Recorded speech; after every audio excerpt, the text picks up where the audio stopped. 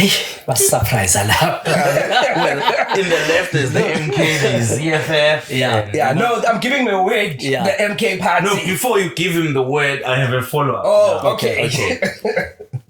So now you're talking about shedding voters, to the left and to the right.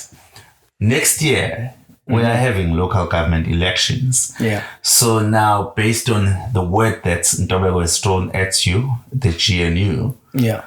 what are we likely to see, after those elections? Will those elections not give us results that will shake this whole thing called the GNU? Not necessarily. But next year we'll just see a replication of what we saw last year. Okay. The ANC will shed votes. The EFF will be decimated. The MK will grow. So But do you they see the will MK grow- controlling some municipalities? Not as much. It will not match the voting, the votes that they will get. Okay. Because strategically, the MK still fails to position themselves, because they tend to paint themselves into a corner. They need to stop the obsession with Ramaphosa.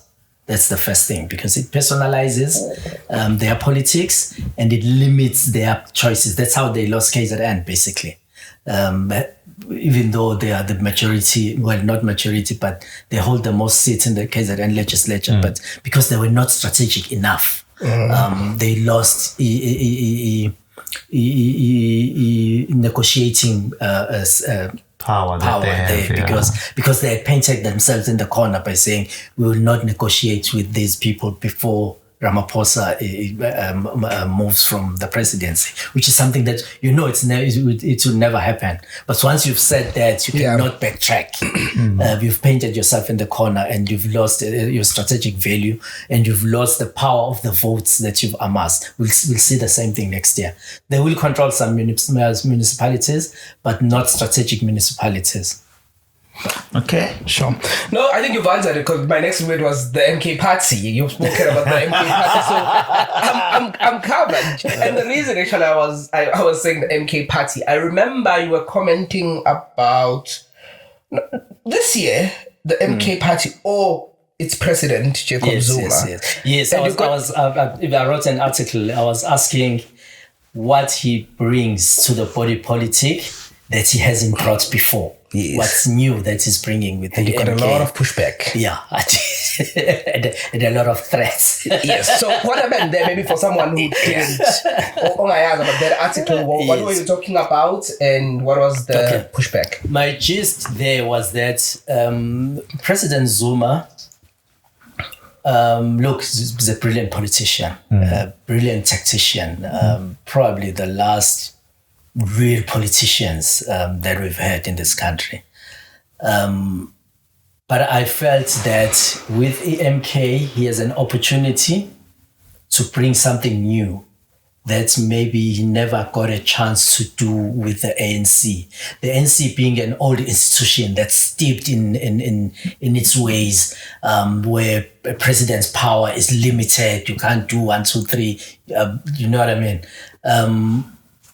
He had his few victories as president, but 9 years as a president,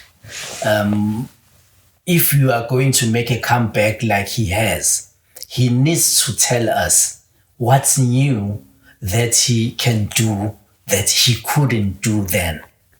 Because giving him power again when he hasn't brought anything new on the table. So I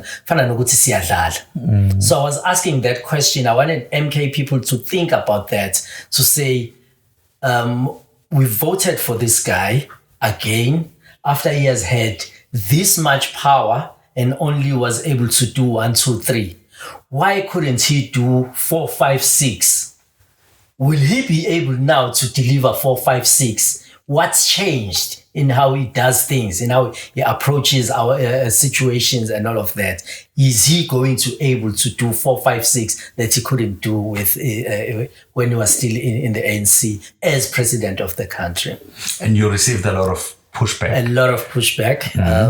But I guess it's the nature of our politics. All right. Yeah, carry on. Yeah, I think it's the nature of our politics. People tend to think that as a commentator, you need to take a position. I do not need to take a position on anything. I can today write something that glorifies a politician's actions because they did 1, 2, 3 correctly. Tomorrow, I'll also write a very incisive piece against that politician because they failed to do 4, 5, 6. That's my job.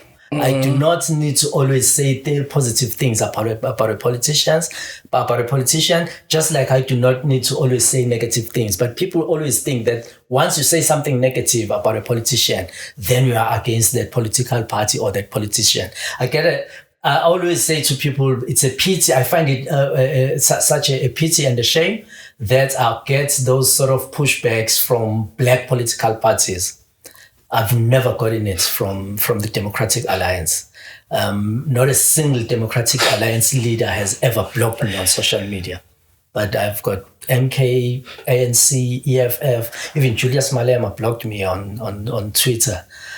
Because they feel that once you say something negative, it's a personal attack. It's not. But just in black people's defense or black politicians' defense, John Steenhuisen has blocked me. Just saying. Not no. But Just saying.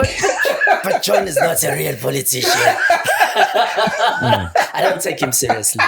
No, I really don't. Helen Zille is a real politician. No, John Steenhuisen is not so don't worry about it.